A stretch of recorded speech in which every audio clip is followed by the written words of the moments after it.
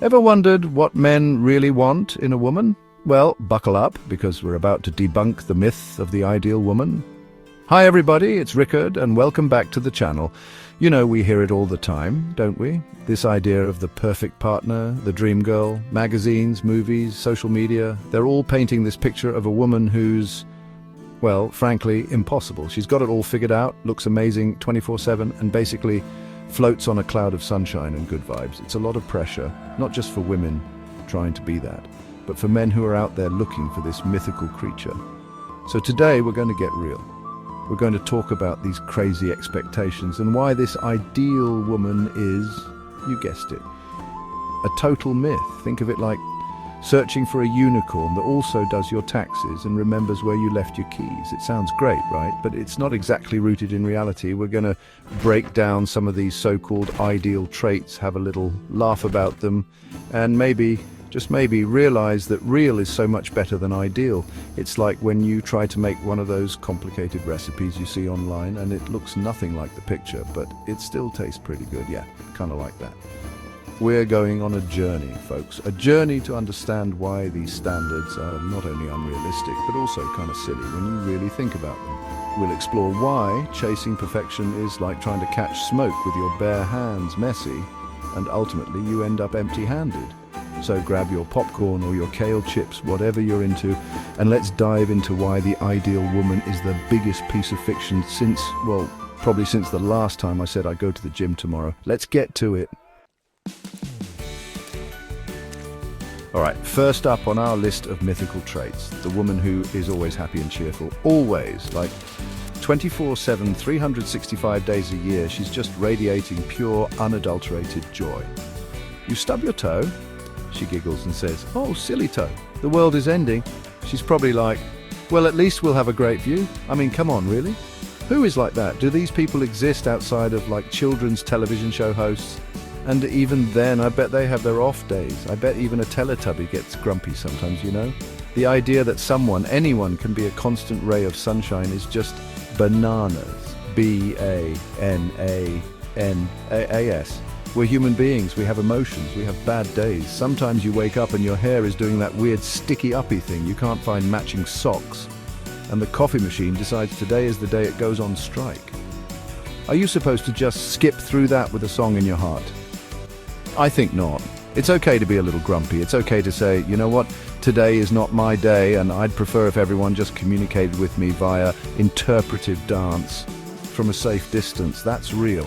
And honestly, wouldn't it be a little unsettling if someone was always happy?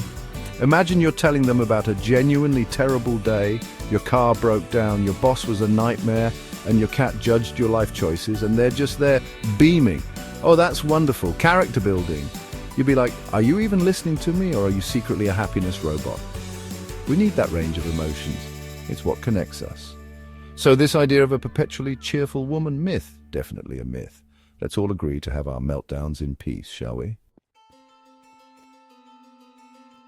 Next up, we have this fascinating paradox. The woman who is fiercely independent, a total boss babe, conquering the world on her own terms, but also somehow simultaneously dependent. You know, she needs to be strong and self-sufficient, doesn't need a man for anything, but also, please be there to kill the spider and tell her she's pretty. It's like, I can build this IKEA furniture all by myself, but also, can you open this jar of pickles for me, my strong hero? It's a real head-scratcher, isn't it? How do you balance on that tightrope?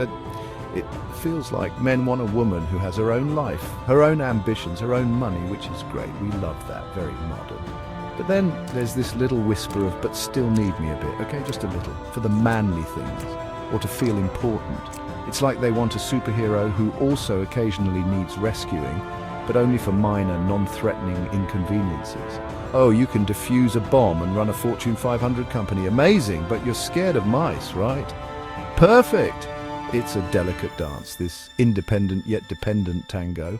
And let's be honest, can anyone truly be both things in the exact way this ideal seems to demand? We all have moments of independence and moments where we lean on others. That's just called being a well-rounded human. But this specific blend where she's a rock star who also needs you to validate her parking, it's tricky. It's like wanting a cat that acts like a dog. You love the independence of the cat, but you also want it to fetch your slippers and greet you ecstatically at the door.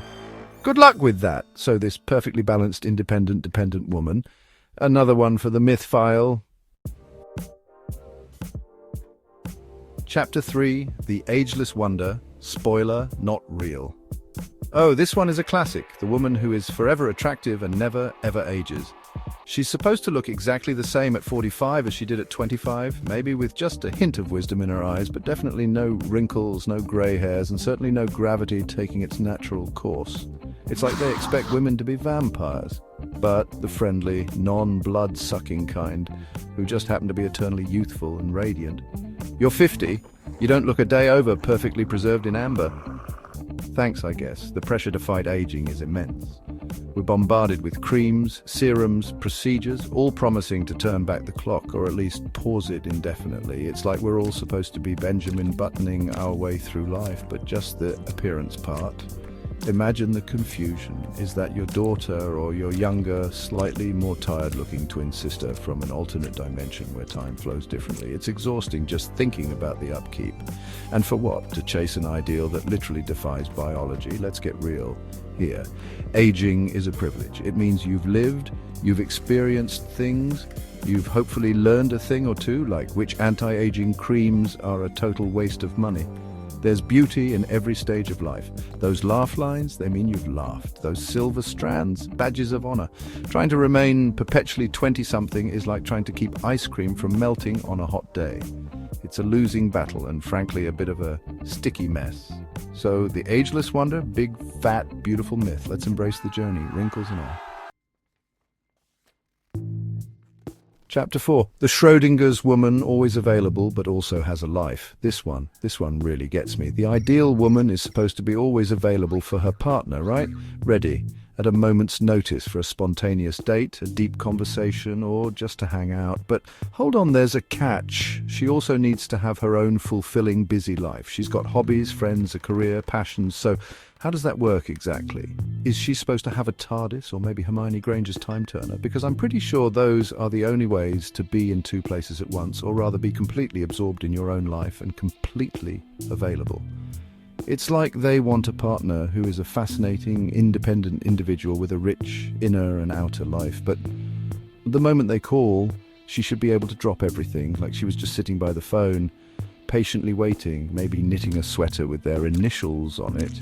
Oh, you were in the middle of performing open-heart surgery? No worries. Just pause that. I need to tell you about this funny thing my co-worker said. It's a contradiction of epic proportions. You can't be deeply engaged in your own world and simultaneously on standby 24/7. Think about it. If she's truly got her own stuff going on, and that's attractive, right? That's what makes her interesting. Then she's not always going to be able to pivot on a dime. And if she is always available, does that mean she doesn't really have that much of her own life? It's a classic catch-22. It's like wanting a gourmet meal that's also ready in 2 minutes like instant noodles. The two things just don't usually go together. So, this magical, always available yet super busy woman, add her to the growing list of mythical beings we're debunking today. Chapter 5. The Unicorn Hunt, Chasing Perfection. And finally we arrive at the Everest of unrealistic expectations, the woman who is perfect in every single way. She's not just happy, independent yet dependent, ageless and available, yet busy. Oh no, she's also an amazing cook, a brilliant conversationalist, has impeccable taste in music and movies, which coincidentally always aligns with his. Never has a bad hair day, is kind to animals and small children, remembers all important anniversaries, and probably speaks 3 languages fluently, including Dolphin. She's basically a Swiss army knife of feminine perfection. This idea that one person can embody every single desirable trait without any flaws, without any quirks, without any of the messy, beautiful imperfections that make us human is just, well, it's the ultimate fantasy, isn't it? It's like searching for a unicorn that also lays golden eggs and grants wishes. You're going to be searching for a very, very long time, my friends. And you'll probably miss out on some pretty amazing, real, slightly flawed, but wonderful actual horses along the way. Or, people, you get the metaphor. The truth is, perfection is an illusion. It's a boring, sterile concept. What makes people interesting, what makes them lovable, what makes them real are their imperfections. The way she snorts when she laughs too hard, or her slightly obsessive collection of novelty teapots, or the fact that she can't cook to save her life but tells amazing stories. Those are the things that create connection, that create genuine affection. Chasing this perfect in every way woman isn't just unrealistic, it's a recipe for disappointment for everyone involved. It sets an impossible standard for women and a futile quest for men. So after all that, what have we learned? We've learned that this ideal woman we've been talking about, the one who's a magical blend of sunshine, independence, eternal youth, constant availability and all-around perfection, is basically a folk tale. She's up there with dragons and leprechauns, fun to imagine but not someone you're going to meet at Starbucks. And you know what? That's a good thing. Because real women, actual human women, are so much more interesting, so much more dynamic, and so much more, well, real than any cookie-cutter ideal. The pressure to be or to find this mythical creature is exhausting. It sets everyone up for failure. Instead of chasing some impossible checklist, how about we celebrate authenticity? How about we appreciate the quirks, the flaws, the bad days, the moments of vulnerability, alongside the strengths, the joys, and the triumphs? That's where genuine connection happens. It's in the shared laughter over a burnt dinner, or the comfort offered when things go wrong, not in ticking off boxes on a perfect partner list. Life is messy, people are messy, and that's what makes it beautiful and worthwhile. So the next time you think about the ideal woman, remember she doesn't exist because perfection is just a myth. Embrace the real, imperfect, and wonderful you.